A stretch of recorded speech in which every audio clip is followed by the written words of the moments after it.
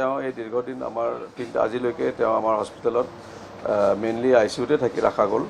তাৰ ভিতৰত তেওঁক দুবাৰ আমি অস্ত্ৰোপচাৰ কৰিলোঁ। তেওঁৰ যিহেতু চোকা অস্ত্ৰ দি তেওঁৰ স্পাইনেল কৰ্ডৰ চাৰ্ভাইকেল আৰু লাম্বাৰ ডৰ্চেল এৰিয়াত কিছুমান আঘাত পাইছিলে। দুবাৰ অস্ত্ৰোপচাৰ কৰিলোঁ। তাৰ মাজত তেওঁ বহুখিনি মাজতে সুস্থ হৈছিলে। আপোনালোকে যেনেকৈ আগতে আহিছিলে গম পালে। আমি ফিজিঅ'থেৰাপিও আৰম্ভ কৰিছিলোঁ, যদিও তেওঁৰ লগত নাৰ্ভ ইঞ্জুৰি আছিলে, সেইকাৰণে ফিজিঅ'থেৰাপিখিনি বেছিকৈ ভালকৈ কৰা গৈছিলে। লাহে লাহে কিন্তু তেওঁৰ অলপমান শৰীৰটো অসুস্থ হ'ল আজি লাষ্ট 7 দিনমানৰ পৰা। আৰু কথাখিনি আমি তেওঁলোকৰ ঘৰৰ মানুহকো ক'লোঁ, পৰিয়ালকো অৱগত কৰা গৈছিলে। আৰু সেই মৰ্মে লাষ্ট আজি 3 দিনৰ পৰা 72 ঘণ্টাৰ পৰা তেওঁৰ শৰীৰটো আৰু অসুস্থ হৈছিলে। সেইকাৰণে আমি ব্লাড প্ৰেছাৰো কমিছিলে, ব্লাড প্ৰেছাৰৰ দৰৱ পাতিও দিয়া গৈছিলে। কিন্তু তেখেতৰ যোৱাকালি আমি তেওঁক ইণ্টিউবেশ্যন কৰিব লগা হ'ল, তাৰমানে ভেণ্টিলেটৰ দিব লগা হ'ল। আৰু দি পেলাই আজি ৰাতিপুৱালৈকে তেওঁৰ শৰীৰটো আৰু অসুস্থ হ'ল। আৰু ৰাতিপুৱা কাৰ্ডিয়েক এৰেষ্ট 2টামান মাৰিলে, আমি যোনটো আমাৰ যোনটো ৰেকৰ্ডত থাকে আৰু কাৰ্ডিয়েক এৰেষ্ট পাছত আমি তেখেতক আজি 7:30 বজাত তেওঁক আমি মৃত্যু বুলি আমি ঘোষণা কৰিলোঁ। আমাৰ ইয়াতে অহাৰ পিছত আমি এটা স্পেচিয়েল টীম বনাই দিছিলোঁ। আমাৰ তাতে নিউৰ' চাৰ্জাৰী, তাৰপিছত চাৰ্জিকেল টীমটো থাকেই লগত, কাৰণ চাৰ্জাৰী আণ্ডাৰতে এডমিশ্যনটো হয়। চাৰ্জাৰী, নিউৰ' চাৰ্জাৰী, নিউৰ'লজি, চাইকেট্ৰি গোটেইখিনি মিলাই আৰু গেষ্ট্ৰ'ইণ্টেষ্টাইনেল চাৰ্জাৰী, কাৰণ মাজে মাজে তেওঁৰ অলপমান লিভাৰ প্ৰফাইলটো আপ ডাউন হয়, কাৰণ বহুত এণ্টিবায়'টিক পাইছে।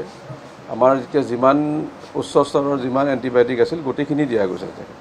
কিন্তু আৰু দুৰ্ভাগ্যক্ৰমে তেখেতক আমি ৰাখিব নোৱাৰিলোঁ। আমাৰ ফালৰ পৰা যিখিনি চেষ্টা কৰিব লগা হৈছিলে গোটেইখিনি কৰা গৈছে। আৰু কিন্তু কিছুমান বস্তু আৰু আমাৰ হাতত নাথাকে। আমি তেওঁৰ পৰিয়ালৰ লগত সদায় এটা সম্বন্ধ ৰাখিছিলোঁ। তেওঁলোকক ইয়াতে আমি স্পেচিয়েলি কেবিনো দি দিছিলোঁ। প্ৰথম দেউতাক আহিছিলে আৰু খুৰাক আহিছিলে।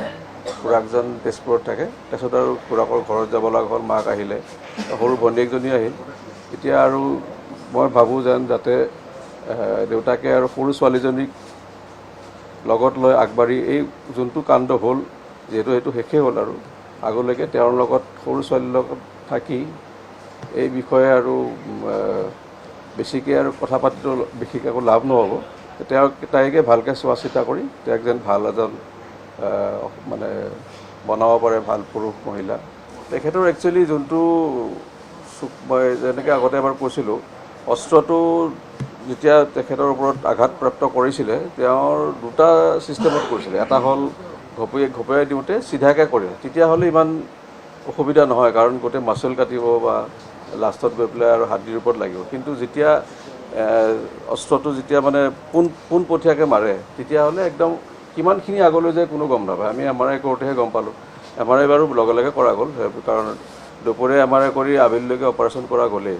তেতিয়া কি হয়, আমাৰ স্পাইনেল কৰ্ড 3টা লেয়াৰ থাকে, আৰু ডুৰাম এটাৰ ওপৰতো সেইটো ফালি যায়। আৰু ফালি গ'লে আৰু ভিতৰত কিমানখিনিলৈকে ডেফ্থলৈকে কৰ্ডডালত ইঞ্জুৰি হয় ইমান পটকৈ ক'ব নোৱাৰি। তেতিয়াও তেওঁৰ প্ৰগ্ৰেছটো ভাল ওলাইছিলে। আমিতো আৰু ৰুমত শ্বিফ্ট কৰাৰ কথাই ভাবিছিলোঁ, কিন্তু আৰু দুৰ্ভাগ্যক্ৰমে এইটো কৰা নহ'ল আমাৰ।